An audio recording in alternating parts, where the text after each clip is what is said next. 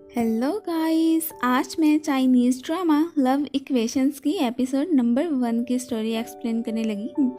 Guys, अगर आपको ये एक्सप्लेनेशन अच्छी लगे तो please subscribe my channel. Thank you.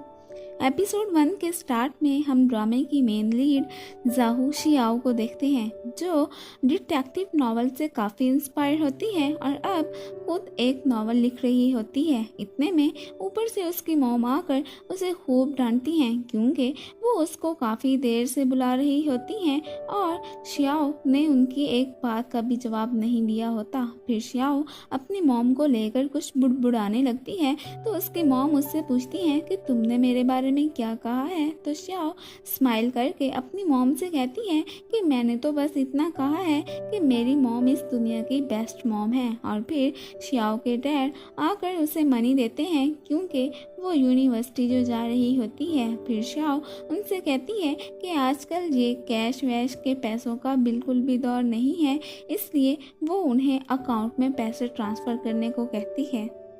दूसरी तरफ हम ड्रामे के मेन लीड फैन जाहो को देखते हैं, जो एक लैब में बैठा एक्सपेरिमेंट कर रहा होता है। यहाँ पर उसका फ्रेंड अपनी क्लासमेट का लैपटॉप वर्क के लिए यूज़ करता है, तो यहाँ पर वो शियाओ का लिखा गया नॉवल भी पढ़ता है। उसकी साथी भी ये देखकर वहाँ पर आकर बैठती है और यहाँ पर उस लड़की का क्लासमेट उस राइटर के नावल को बिल्कुल ही बोर कह देता है। तो उसकी क्लासमेट उसे बताती है कि वो खुद भी उसके नावल्स की दीवानी है और उनके एक प्रोफेसर वो भी इसके नावल्स बड़े शौक से पढ़ते हैं। दूसरी तरफ शियाओ को उसके फ्रेंड काई या की कॉल आती है। वो एक कंपटीशन के सिलसिले में अब्रॉड गया होता है और वो तो इतना इंटेलिजेंट होता है कि वो ये कंपटीशन भी जीत के आया खड़ा होता है। लेकिन शियाओ को तो उसके कंपटीशन से कोई मतलब नहीं होता। वो तो बस उससे पूछती है कि तुम मेरे लिए क्या गिफ्ट लेकर आए हो, और वो तो उसके रूम के बाहर ही खड़ा होता है। तो शियाओ रूम का डोर ओपन कर देती है और उससे अपना गिफ्ट मांगती है, तो वो उसे गिफ्ट के तौर पर एक कैंडी दे देता है, जिसे देखकर शियाओ को उस पर बहुत गुस्सा आता है। यहाँ पर हमें इतना तो फील होता है कि काइया शियाओ को लाइक करता है, लेकिन ये उसका सिर्फ वन साइडेड ही लव है। उधर हम प्रोफेसर हु को देखते हैं और वो फैन जाहो से कॉल पे बात कर रहे होते हैं और उन्होंने फैन जाहो को अपनी यूनिवर्सिटी के नए आने वाले स्टूडेंट्स को लेने के लिए भेजा होता है। फैन जाहो का उनको लेने के लिए आने का बिल्कुल भी दिल नहीं था, लेकिन फिर भी वो यहाँ पर उनको लेने आया खड़ा होता है। फिर इतने में उसका एक साथी आकर उसे इन्फॉर्म करता है कि एक स्टूडेंट आने वाली है, तो वो उसे पिक कर ले, और साथ में उसे उस स्टूडेंट को कॉल करने का भी कहता है, क्योंकि वो उनकी कॉल पिक नहीं कर रही होती और वो स्टूडेंट कोई और नहीं बल्कि शियाओ होती है। फिर शियाओ बड़ी मुश्किल से फैन जाहो की कॉल पिक करती है, क्योंकि उसके मोबाइल की बैटरी डेड हो गई होती है, तो इसीलिए वो लैपटॉप से ही उससे बात करती है। और फिर फैन जाहो के बहुत वेट करने के बाद वो एयरपोर्ट पर आ ही जाती है और उसे लेट आने की एक्सप्लेनेशन भी देने लगती है। फिर जब शियाओ टैक्सी में अपना सामान रख रही होती है, तो उसे बहुत देर लगती है और ड्राइवर के पूछने पर वो उसे कहती है कि मुझे अपने मास्टरपीस लिटरेचर को रखने में देर लग रही है। और जब फैन जाहो उसकी हेल्प करने आता है, तो उसका मास्टरपीस लिटरेचर कोई और नहीं बल्कि डिटेक्टिव नॉवेल्स होते हैं। और फिर जब वो टैक्सी में जा रहे होते हैं, तो वहाँ पर शियाओ फैन जाहो को मोबाइल पर कुछ सर्च करते देखती है और वो भी उसके साथ लगकर वही देखने लगती है।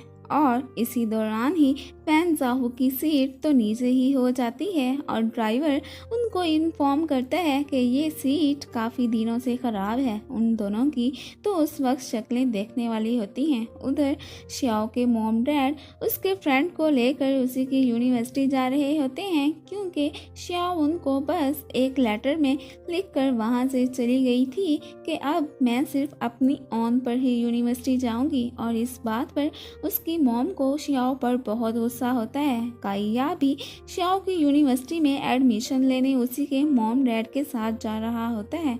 उधर टैक्सी में शियाओ फैंजो को गाड़ी में से कुछ उठाकर दिखाती है और साथ में अपने बालों से उन्हें बांधने लगती है। तो फैन जाहो तो उसे बस हैरानगी से देखता रहता है और फिर यहाँ पर वो लैपटॉप में श्याओ को लिखा गया नावल भी देख लेता है और उसे पता चलता है कि उनकी यूनिवर्सिटी में जो लड़की नावल लिखती है वो कोई और नहीं बल्कि श्याओ ही है। उधर श्याओ के पेरेंट्स भी यूनिवर्सिटी पहुंच चुके होते हैं और वहाँ पर श्याओ की रूममेट उनके पूछने पर उन्हें बताती है कि वो अभी तक यूनिवर्सिटी नहीं आई है। तो ये सुनकर श्याओ के पेरेंट्स उसके लिए परेशान हो जाते हैं और काइया को उसको ढूंढने के लिए बोलते हैं। फिर काइया श्याओ को ढूंढने के लिए वहाँ से चला जाता है। उधर श्याओ यूनिवर्सिटी पहुँच चुकी होती है और फैन जाहो उसे वहाँ छोड़कर चला जाता है और इतने में काइया भी उसे ढूंढता हुआ वहाँ पहुँच जाता है। फैन जाओ भी उन दोनों को इकट्ठे देख लेता है लेकिन फिर वहाँ से चला जाता है। श्याओ की मॉम उसे कॉल करके वापस अपने रूम आने का कहती हैं और उसे यूं घर से आने पर भी बहुत गुस्सा करती हैं, लेकिन श्याओ उनकी डांट को सीरियस नहीं लेती और फिर वो और काइया यूनिवर्सिटी का फॉर्म फिल करने जाने लगते हैं। धूप की वजह से श्याओ अपना अम्ब्रेला निकाल लेती है लेकिन काइया को अपने अम्ब्रेला में घुसने भी नहीं देती और जल्दी से वहाँ से चली जाती है। उधर प्रोफेसर हु कोई पजल सॉल्व करने की कोशिश कर रहे होते हैं लेकिन उनसे सॉल्व नहीं होती और फैन जाहू आकर फौरन से वो पजल सॉल्व कर लेता है। तो प्रोफेसर हु उससे बहुत इम्प्रेस होते हैं कि ये कितना इंटेलिजेंट है। उधर श्याओ के अम्ब्रेला में बाल फंस जाते हैं और वो उन्हें निकालने की बहुत कोशिश करती है लेकिन वो नहीं निकाल पाती। तो इतने में फैन जाहू उसे यूं देख लेता है और आकर फिर उसकी बॉल निकालने में हेल्प भी करता है और यहाँ पर श्याओ भी उससे बहुत इम्प्रेस होती है लेकिन वो फैन जाहू से कोई बात करने ही वाली होती है लेकिन वो तो उसकी कोई भी बात नहीं सुनता और वहाँ से चला जाता है। फिर फैन जाहू और उसके फ्रेंड्स सीनियर होने की वजह से जूनियर्स के एडमिशन फॉर्म फिल करवा रहे होते हैं और यहीं पर ही श्याओ भी लाइन में खड़ी होती है। फिर फैन जाहू को उसकी मॉम की कॉल आती है और वो उससे इंटरनेट चलाने का तरीका पूछती है लेकिन जाहू तो फौरन से बिजी होने का कहकर कॉल काट देता है। उसकी फ्रेंड भी ये देख रही होती है।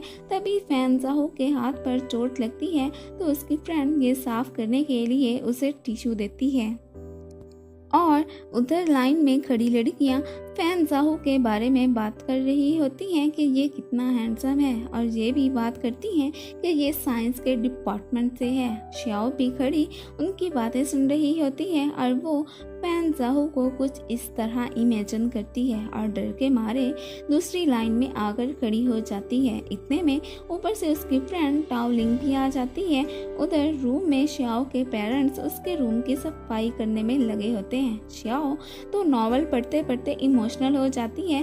सब उसे यूं रोता देखकर बहुत हैरान होते हैं। उसे रोता देखकर फैन जाहू अपनी मॉम की कॉल भी फौरन से पिक कर लेता है और उनको नेट चलाने का तरीका भी बता देता है और वो साथ में श्याओ को भी देखता है जो अब अपने आंसुओं के साथ स्माइल कर रही होती है। श्याओ के रूम में एक और उसकी रूममेट आती है और वो देखती है कि श्याओ के पेरेंट्स ने सफाई के दौरान उसकी ड्राइंग पर पानी गिरा दिया था और अब वो बिल्कुल ही गीली हो चुकी थी, इसलिए वो गुस्से में अपनी ड्राइंग को लेकर बाहर जाने लगती है। तो इतने में श्याओ और उसकी फ्रेंड भी वहाँ पर पहुँच जाती है। वो नकचड़ी तो उन्हें घूरती हुई वहाँ से चली जाती है। फिर श्याओ के पेरेंट्स वहाँ से जाने लगते हैं और श्याओ उन्हें सी ऑफ करने आती है। उसकी मॉम उसे उसका ख्याल रखने के हवाले से बहुत लंबा भाषण देकर ही वहाँ से जाती हैं और श्याओ उन्हें खड़ी पीछे से हाथ दे रही होती है। फिर थोड़ी देर बाद एक लड़का श्याओ से उसका WeChat मांगने आता है तो फैन जाहू भी खड़ा उन्हें बातें करता देख रहा होता है। फिर बाद में वो तीनों फ्रेंड्स मिलकर खाना खा रही होती हैं और यहाँ पर श्याओ उनसे अपने साथ एक नावल राइट करने की ऑफ़र करती है और वो नावल उन्होंने साइंस के टॉपिक पे लिखना था और रात को तो श्याओ साइंस लैब ही पहुंची होती है ताकि वो कुछ एक्सपेरिमेंट्स कर सके। तो यहाँ पर किसी की आवाज़ सुनकर वो छुप जाती है। तो यहाँ पर फैन ज़ाहो यही देखने के लिए आया होता है कि यहाँ पर कोई ज़रूर है, और वो श्याओ को वहाँ पर देख लेता है और उसे बाहर आने को कहता है। श्याओ डरती डरती बाहर आती है, लेकिन फैन ज़ाहो उसे कुछ भी कहे बगैर वहाँ से जाने को कह देता है। फिर रात को श्याओ अपनी मॉम डैड से बात कर रही होती है, और उसके डैड तो अपनी बेटी को याद करके इमोशनल भी हो जाते हैं, और यहाँ पर वो अपनी यूनिवर्सिटी में होने वाली मिलिट्री ट्रेनिंग का भी बताती है। श्याओ के डैड तो अपनी बेटी को लेकर काफ़ी फिक्रमंद होते हैं, और फिर बाद में हॉस्टल में श्याओ और उसकी फ्रेंड्स अपनी फैमिली को मिस करके रो रही होती हैं, और यहीं पर ही एपिसोड नंबर 1 ख़त्म हो जाती है।